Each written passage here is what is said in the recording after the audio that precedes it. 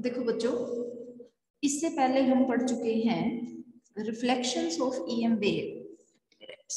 This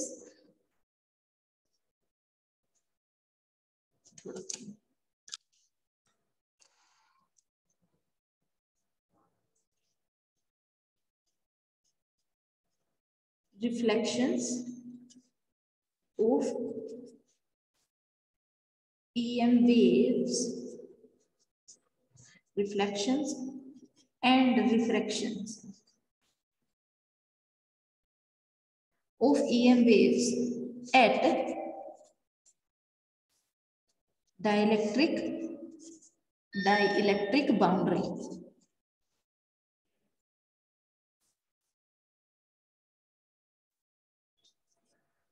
देखो, ये topic हम पढ़ चुके हैं। इसके अंदर हमने क्या पढ़ा था कि हमारे पास दो डाइलेक्ट्रिक मीडिया हैं, ठीक है, जिसको एक बाउंड्री क्या कर रही है, सेपरेट आउट कर रही है। इस बाउंड्री को हम क्या बोलते थे कि ये बाउंड्री हमारी कौन से प्लेन में है, एक्स वाई प्लेन में है। कौन से प्लेन में है भाई, एक्स वाई प्लेन में है। और एक्स वाई प्लेन है तो इसका मतलब ये बाउंड्री क्या है, z इज इक्वल टू 0 हमारी बाउंड्री है, ठीक है।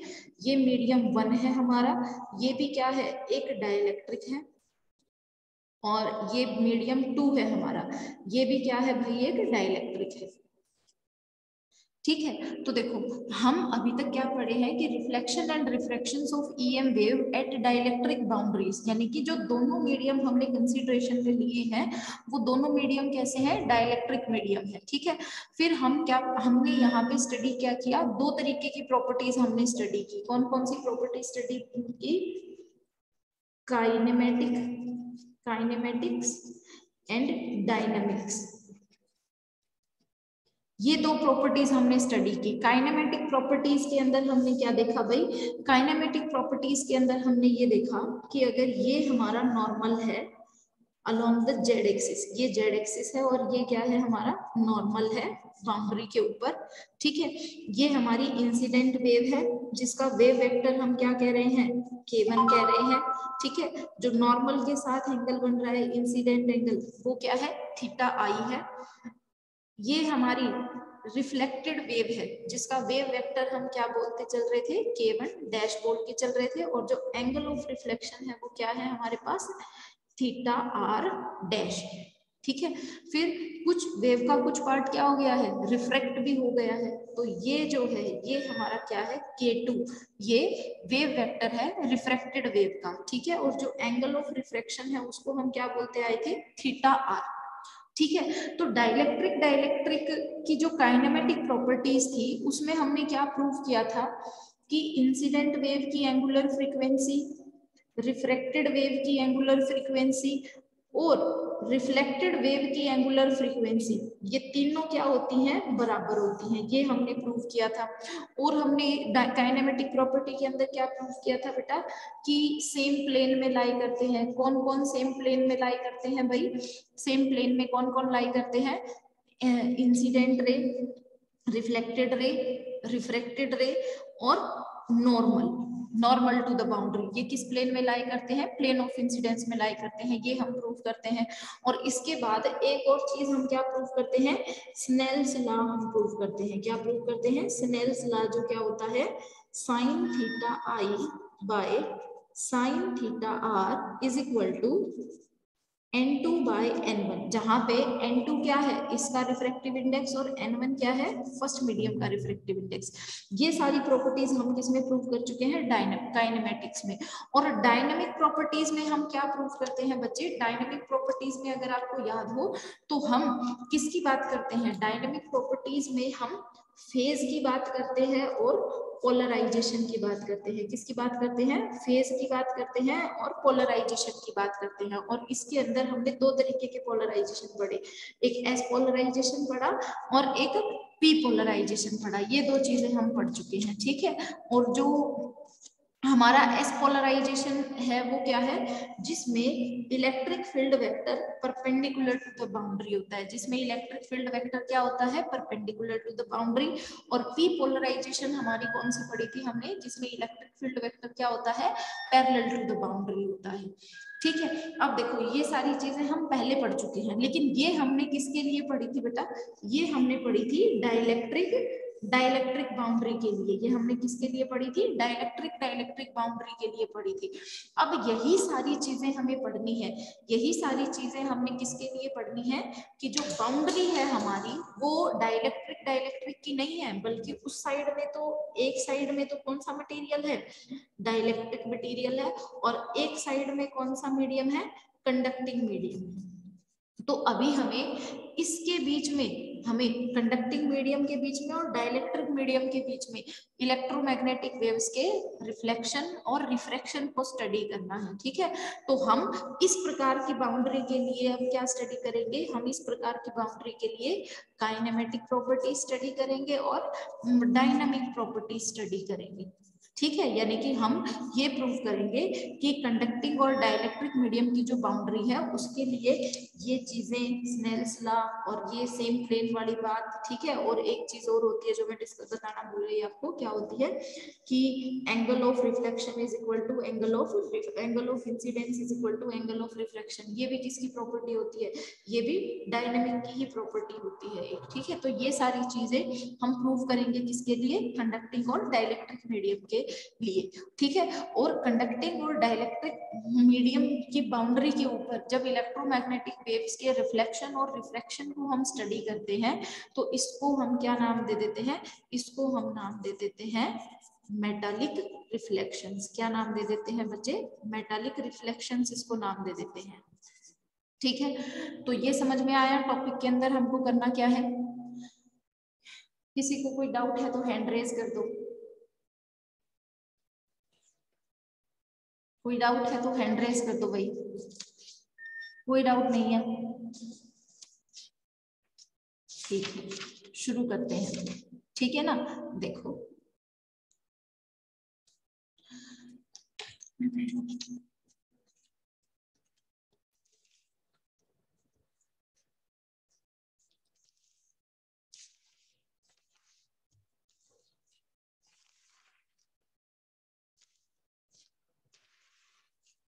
हमारे टॉपिक का नाम रहेगा रिफ्लेक्शंस फ्रॉम कंडक्टिंग प्लेन। ठीक है, रिफ्लेक्शंस फ्रॉम कंडक्टिंग प्लेन या मेटालिक रिफ्लेक्शंस। टॉपिक का नाम क्या है, रिफ्लेक्शन फ्रॉम कंडक्टिंग प्लेन या मेटालिक रिफ्लेक्शन। ठीक है, इसमें हमने क्या किया बच्चे, दो मीडियम कंसिडर किए। एक मीडियम हमारा कौन सा है, कंडक्टिंग मीडियम है, और दूसरा मीडियम हमारा कौन सा है, नॉन कंडक्टिंग मीडियम है।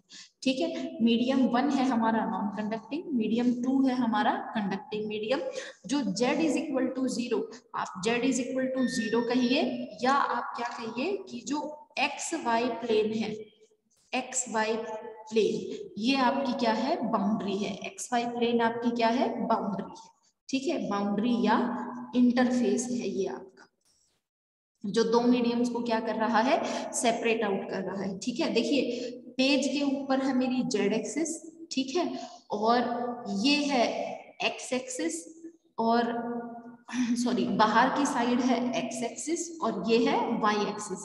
यानी कि इस तरीके से जो प्लेन है, आपकी तरफ जो प्लेन निकलेगा, रीडर की तरफ जो प्लेन निकलेगा वो कौन सा प्लेन है, एक्स वाई प्लेन है। तो ये कंडीशन हमारी कुछ इस तरीके की है कि ये जो प्लेन है, ठीक है ना, ये प्लेन कौन सा है बच्चे, ये प्लेन है आपका एक्स वाई प्लेन, ये वाला प्लेन आपका है एक्स वाई प्लेन।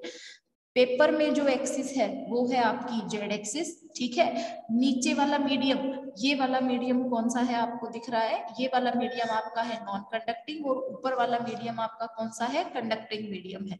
ठीक है, तो जो वेव है वो आपकी इस तरीके से इंसिडेंट हो रही है, रिफ्लेक्ट हो रही है और रिफ्रैक्ट हो रही है बाहर की साइड मीडियम से। ठीक है ना, तो आगे हम चलते हैं कि जो एंगल ऑफ रिफ्लेक्शन है, एंगल ऑफ इंसिडेंस है वो हमारा क्या है, थीटा आई है। एंगल ऑफ रिफ्रैक्शन क्या है, थीटा आर डैश है, और एंगल ऑफ रिफ्रैक्शन हमारे पास क्या है, theta R. Theta R dash क्या है, angle of reflection, theta I क्या है, angle of incidence, theta R क्या है, एंगल ऑफ रिफ्लेक्शन। ठीक है, यहाँ पे K1 क्या है, K1 है इंसिडेंट वेव का propagation, wave propagation vector. K1 dash क्या है, रिफ्लेक्टेड वेव का, क्योंकि देखो नोटेशन हमने K1 क्यों रखा है, क्योंकि इंसिडेंट और रिफ्लेक्टेड वेव दोनों सेम मीडियम में है। ठीक है, तो जो K1 डैश है वो क्या है, रिफ्लेक्टेड वेव का वेव प्रोपेगेशन वेक्टर। K1 क्या है, इंसिडेंट वेव का वेव प्रोपेगेशन वेक्टर। K2 क्या है, ट्रांसमिटेड वेव का वेव प्रोपेगेशन वेक्टर। ठीक है ना, मीडियम 1 मीडियम 2, इंटरफेस क्या है, Z इज इक्वल टू 0 है हमारा। ठीक है, तो हमने क्या कहा कि रिफ्लेक्शन एंड रिफ्रैक्शंस कंसीडर कर लिए कि are occurring at the interface of conducting and non conducting media. और जो मीडियम्स हैं वो इस तरीके से हमारे पास डिवाइडेड हैं कि जो कंडक्टिंग मीडियम है, जो कि हमारा सेकंड मीडियम है, उसकी परमिटिविटी कितनी है, एप्सिलॉन 2, परमिएबिलिटी कितनी है, म्यू 2, रिफ्रैक्टिव इंडेक्स कितना है, n2, और कंडक्टिविटी कितनी है, सिग्मा 2। जो नॉन कंडक्टिंग मीडियम, अब देखिए नॉन कंडक्टिंग मीडियम का मतलब क्या है, यहाँ पे dielectric medium. Non conducting medium का मतलब क्या है, डाइलेक्ट्रिक मीडियम, याद रखिएगा ये बात। ठीक है, डाइलेक्ट्रिक मीडियम। ठीक है, तो जो डाइलेक्ट्रिक मीडियम है उसकी परमिटिविटी हम क्या मान के चल रहे हैं, एप्सिलॉन 1, जो कि हमारा फर्स्ट मीडियम है, permeability mu 1, refractive index n1, और कंडक्टिविटी है उसकी होती नहीं है। Conductivity means free charge carrier की वजह से जो आती है हमारे पास, तो डाइलेक्ट्रिक के अंदर हम कंडक्टिविटी क्या मान के चलते हैं, 0 मान के चलते हैं। ठीक है ना, तो इसके बाद हम आगे चलते हैं।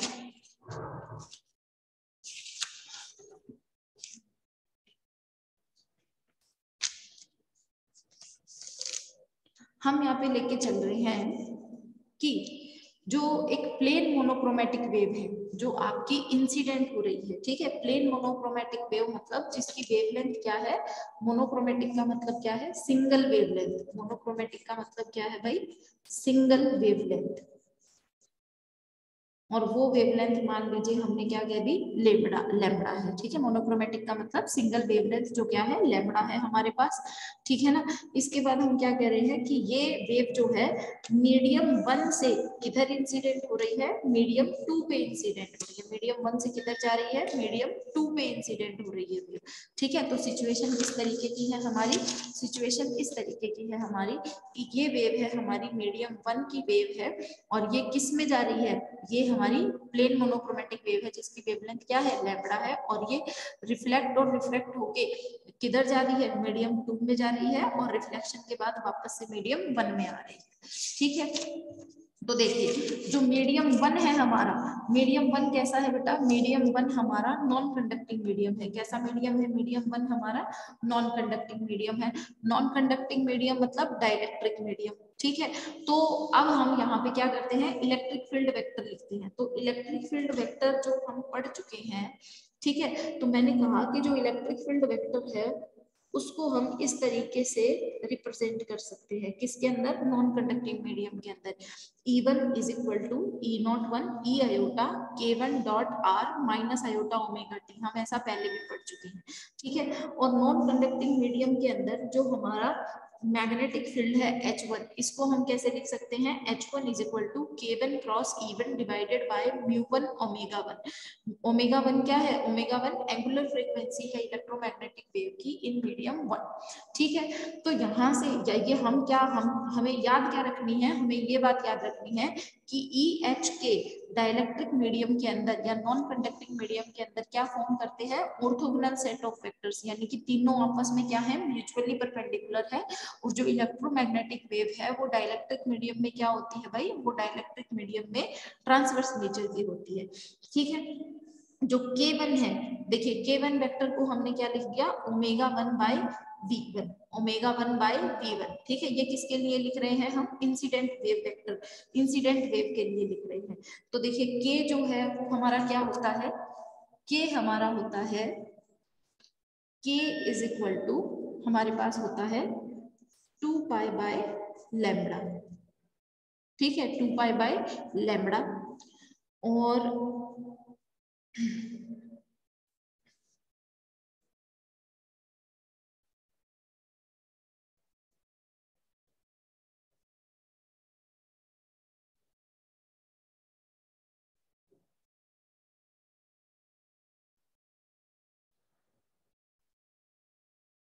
देखिए के हमारे पास होता है 2π/λ।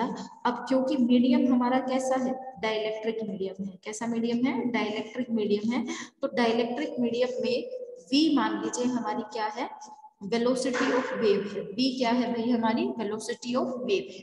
ठीक है, तो लैम्बडा को आप क्या लिख सकते हो, लैम्बडा को आप लिख सकते हो v velocity bye new frequency. Generally c होता है, लेकिन c हमारा वैक्यूम के अंदर होता है, डाइलेक्ट्रिक है, तो वेलोसिटी हम क्या लेके चलेंगे, v लेके चलेंगे। सच दैट जो v है वो v क्या होता है, c/n होता है। वेव की velocity in vacuum divided by medium का रिफ्रैक्टिव इंडेक्स, वो क्या देता है, मीडियम में वेलोसिटी दे देता है वेव की। तो लैम्बडा इज इक्वल टू v/न्यू। न्यू क्या है, फ्रीक्वेंसी। ठीक है, तो लैम्बडा की जगह ये वैल्यू रखेंगे हम, तो k हमारा क्या बन जाएगा, 2π/v। तो 2π क्या बन जाता है, ω/v। तो यहाँ से हम k को क्या लिख सकते हैं, ω/v लिख सकते हैं, जो हमने यहाँ पे डायरेक्ट यूज किया है, ω/v। अब क्योंकि रिफ्लेक्ट इंसिडेंट वेव के लिए लिख रहे हैं, तो हम यहाँ पे ω1 और v1 लिख के चलेंगे। क्या लिख के चलेंगे, ω1 और v1 लिख के चलेंगे। ठीक है, अब एक बात और याद रखेंगे कि जो v है हमारा, वो v क्या होता है बच्चे, वेलोसिटी। वेलोसिटी किसी भी वेव की हम किस तरीके से लिखते हैं, v हम लिखते हैं v इज इक्वल टू √μ/ε। ये कुछ बेसिक रिलेशन है जो हम याद रखेंगे कि v का फॉर्मूला ये होता है और k को हम इस तरीके से लिख सकते हैं। ठीक है ना, तो यहाँ पे v की जब वैल्यू रखोगे तो 1/με, तो k आपका क्या बन जाएगा, √μ1ε1 ω1। ठीक है, ये किसके लिए बन गया है, इंसिडेंट वेव के लिए बन गया है। अब क्योंकि हमारी इंसिडेंट वेव किसके अंदर है, नॉन कंडक्टिंग मीडियम के अंदर है, और रिफ्लेक्टेड वेव भी हमारी किधर है, नॉन कंडक्टिंग मीडियम के अंदर है। तो रिफ्लेक्टेड वेव के लिए जो हमारी नोटेशंस हैं वो सेम रहेंगे, लेकिन क्या हो जाएंगी, E1 हो जाएगा, H1 हो जाएगा, बिल्कुल सारी चीजें।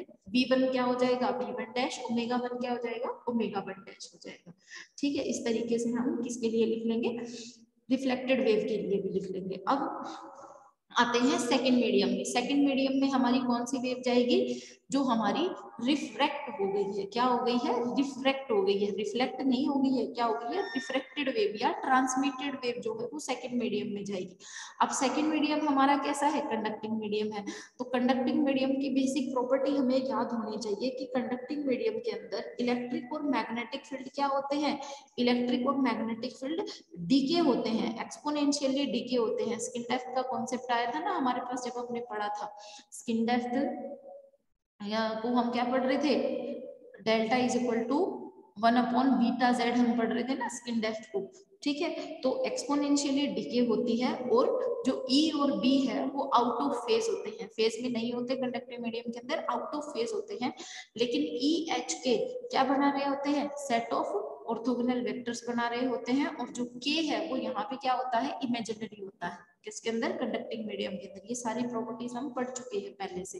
ठीक है, जब हमने कंडक्टिंग मीडियम के अंदर वेव प्रोपेगेशन पढ़ा था। ठीक है ना, और हमें क्या पता है, E2 को फिर हमने लिख लिया, E2 क्या है, electric field wave vector in second medium, E0 two E iota K2। यहाँ पे K2 आएगा भाई, K लिख दिया है मैंने गलती से, इसको K2 कर लेना, K2.R minus iota omega T। H2 को भी हमने इसी तरीके से लिख लिया है। ठीक है, K2 क्या है हमारे पास, α2 प्लस आयोटा बीटा। K2 का मैग्नीट्यूड क्या है, α2 प्लस आयोटा बीटा 2। ठीक है, K2 क्या है, एक कॉम्प्लेक्स क्वांटिटी है जिसको हम इस तरीके से रिप्रेजेंट कर सकते हैं। तो यहाँ पे जो α2 और बीटा 2 है, इनकी वैल्यूज क्या होती हैं भाई,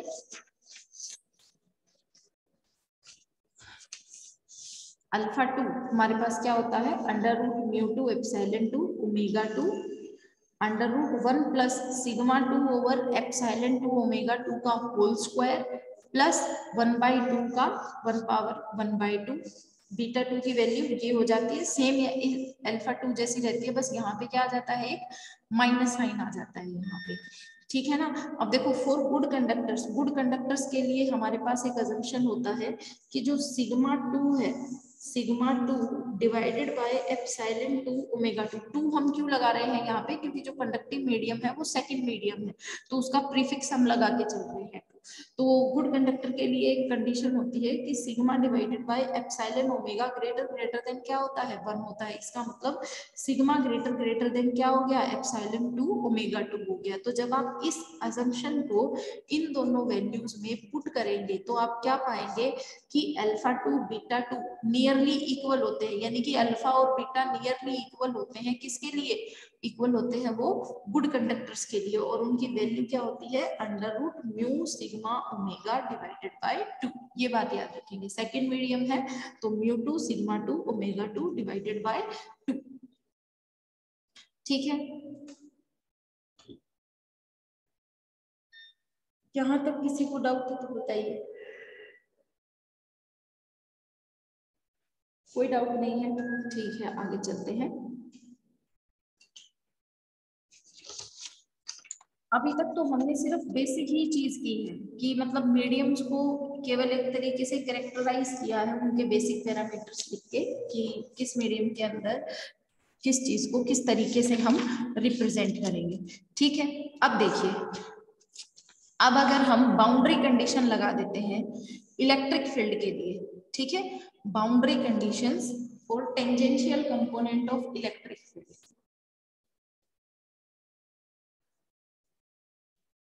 boundary condition for tangential component of electric field।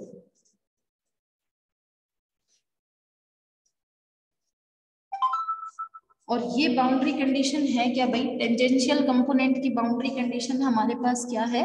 That tangential component of electric field is continuous across the boundary. That is क्या है ये कंडीशन कि टेंजेंशियल कंपोनेंट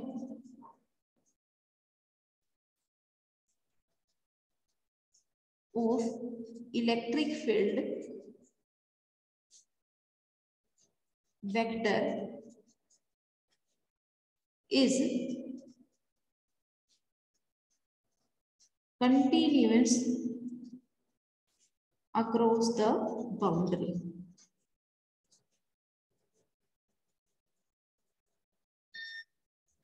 ठीक है, दिस इंप्लाइज, इसका मतलब क्या हो गया कि बाउंड्री के दोनों साइड में, बाउंड्री देखिए, बाउंड्री हमारी किस तरीके की थी? ये हमारी बाउंड्री थी, ये क्या थी? हमारी बाउंड्री थी। तो इधर इलेक्ट्रिक फील्ड के दो कंपोनेंट होंगे टेंजेंशियल। कौन कौन से कंपोनेंट होंगे? एक तो रिफ्लेक्टेड वेव का टेंजेंशियल कंपोनेंट होगा और एक इंसिडेंट वेव का टेंजेंशियल। एक इसका टेंजेंशियल कंपोनेंट, एक इसका टेंजेंशियल कंपोनेंट। और बाउंड्री की दूसरी साइड किसका टेंजेंशियल कंपोनेंट होगा? ट्रांसमिटेड वेव का टेंजेंशियल कंपोनेंट होगा। तो हम इसको क्या लिख सकते हैं कि E1t इंसिडेंट वेव का transmitted tangential component plus E1t dash transmit reflected wave का tangential component of electric field. ये तो बाउंड्री के एक साइड हो गए, जो किसके बराबर होंगे? बाउंड्री के दूसरी साइड में जो टेंजेंशियल कंपोनेंट है दैट इज E2t, इसके बराबर होंगे। ये हमारी क्या है? Boundary condition at the interface of dielectric conducting medium. ठीक है, तो अब यहाँ पे हम क्या करेंगे? E1t, E1' और E2t की वैल्यूज पुट कर देंगे। ठीक है ना? तो देखिए ये क्या बन जाएगा? E1t की हम वैल्यू रख देंगे इसके टेंजेंशियल कंपोनेंट की, तो हम यहाँ पे लिखेंगे E01। टेंजेंशियल कंपोनेंट की बात करेंगे तो साथ में t। ठीक है, E01t E iota K1 dot R minus iota omega 1t, ये E1t की वैल्यू हो गई। प्लस में E1' की वैल्यू क्या रखेंगे? E01 डैश, t मीन्स इसका टेंजेंशियल कंपोनेंट। ठीक है, E iota K1 dash dot R minus iota omega 1 dash t। ये किसकी वैल्यू हो गई? E1t डैश की वैल्यू, जो किसके बराबर होगा? सेकंड E2 के टेंजेंशियल कंपोनेंट के, जो क्या होगा? E naught two T E iota K2 dot R minus iota omega two T इसके बराबर होगा, ओमेगा टू T इसके बराबर होगा ये, ठीक है ना। हमने क्या किया है, तीनों कंपोनेंट्स की वैल्यू रख दी है। ये किसकी वैल्यू है, E1T की वैल्यू है। ये किसकी वैल्यू है, E1-T की वैल्यू है। ये किसकी वैल्यू है, E2T की वैल्यू यहाँ पे, ठीक है। अब हम क्या कह रहे हैं कि ये जो इक्वेलिटी है बाउंड्री के ऊपर, ये जो कंटिन्यूटी ऑफ टेंजेंशियल कंपोनेंट है, ये हर एक टाइम पे वैलिड है, ठीक है। So this condition is valid, this condition is valid for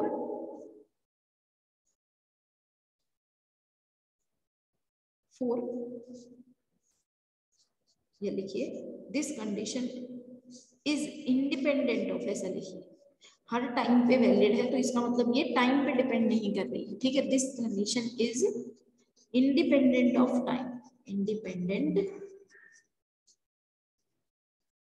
of time. तो ये इक्वालिटी अगर टाइम पे डिपेंड नहीं कर रही है तो इस पूरी इक्वेशन को बराबर होने के लिए किस चीज को बराबर होना पड़ेगा, then we must have, then we must have omega 1 is equal to omega 2 dash is equal to omega 1 dash. अगर ये टाइम पे डिपेंड नहीं कर रही है तो इस इक्वेशन को सेटिस्फाई करने के लिए ओमेगा 1, ओमेगा 2 और omega 1 dash, sorry omega 2 dash नहीं आएगा, ओमेगा 2 आएगा। इन तीनों को क्या होना पड़ेगा, बराबर होना पड़ेगा। यानी कि dielectric, it means at interface of dielectric and conducting medium, इनके इंटरफेस पे जो इंसिडेंट वेव है, incident wave, reflected wave and refracted wave, all have same frequency, same frequency. Dielectric medium, dielectric की बाउंड्री पे हमने ये प्रूव किया था। अब हमने डाइलेक्ट्रिक कंडक्टर की बाउंड्री पे भी ये प्रूव कर दिया कि इंटरफेस के ऊपर इंसिडेंट और रिफ्लेक्टेड और रिफ्रैक्टेड तीनों वेव की जो फ्रीक्वेंसी है वो क्या सेम होगी, that is omega 1 is equal to omega 2 is equal to omega 1 dash, ठीक है। अब देखिए कि ये जो कंडीशन है हमारी, ये कंडीशन हमारी कहाँ होल्ड कर रही है, ये कंडीशन हमारी होल्ड कर रही है बाउंड्री के ऊपर। ये कंडीशन हमारी कहाँ होल्ड कर रही है बच्चे, बाउंड्री के ऊपर होल्ड कर रही है। ये कहाँ है, एट बाउंड्री, ये कंडीशन है, ठीक है। और बाउंड्री के ऊपर हमें पता है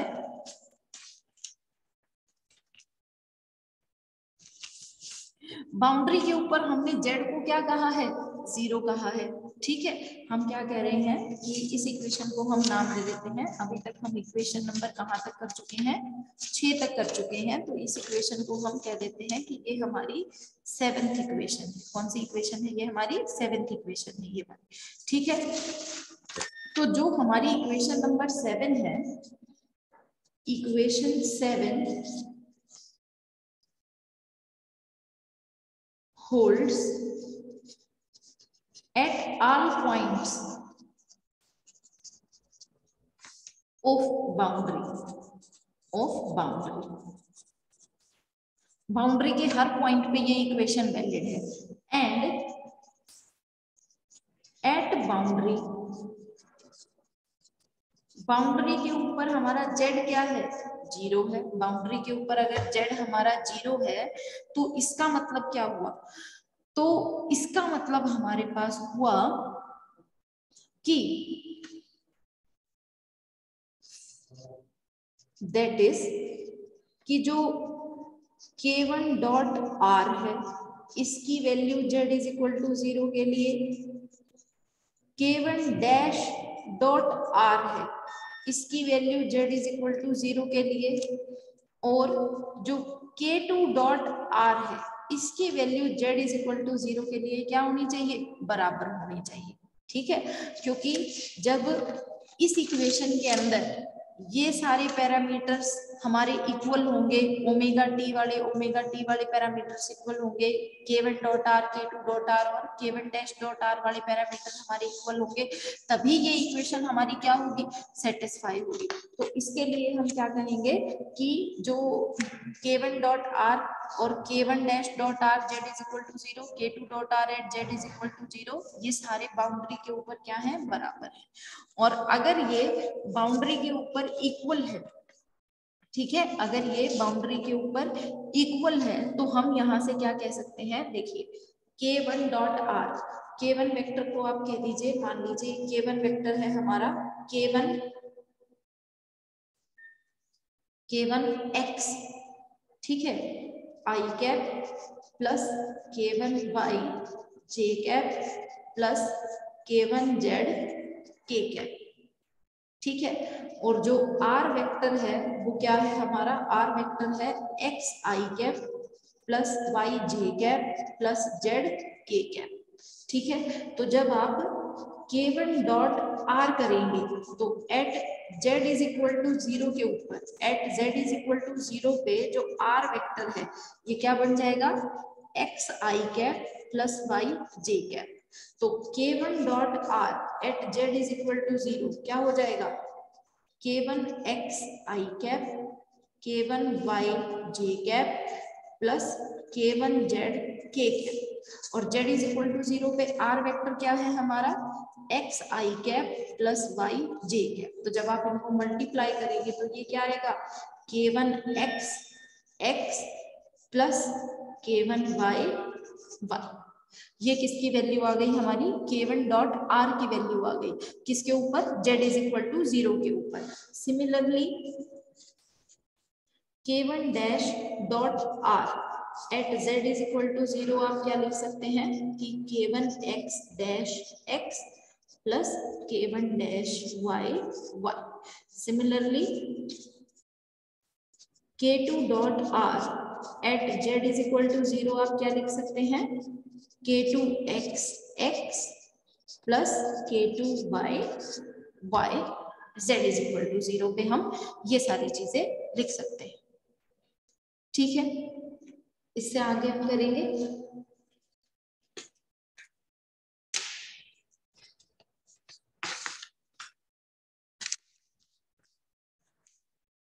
तो अभी तक जो भी वैल्यूज हमारे पास आई है उनके हिसाब से हम क्या लिख सकते हैं, हम लिख सकते हैं कि k1 x x plus k1 y y is equal to k1 dash x x plus k1 y dash y plus is equal to k2 x plus x k2 y y। ये हम लिख सकते हैं अभी तक जो हमारे पास आई है क्वांटिटी उसके हिसाब से।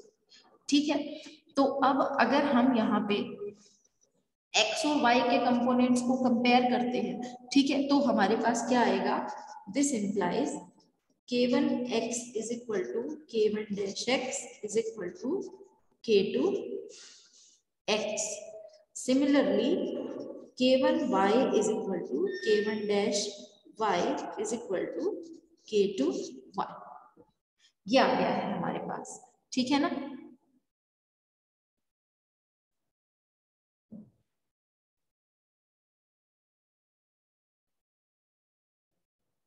किसी को कोई डाउट है यहाँ तक तो बताइए।